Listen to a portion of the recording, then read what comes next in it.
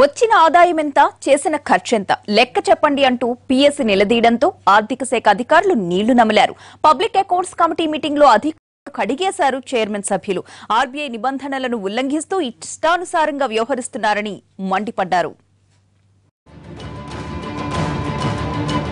అమరావతిలో public accounts committee సమావేశం వాడివేడిగా జరిగింది. 2015-16 ఆర్థిక సంవత్సరానికి సంబంధించిన ఆదాయ వ్యయాలపై పీఎస్సీ సమీక్షించింది.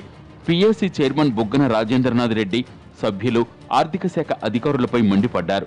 ఆర్థిక క్రమశిక్షణ తప్పుతున్నారంటూ ఆగ్రహం వ్యక్తం చేశారు.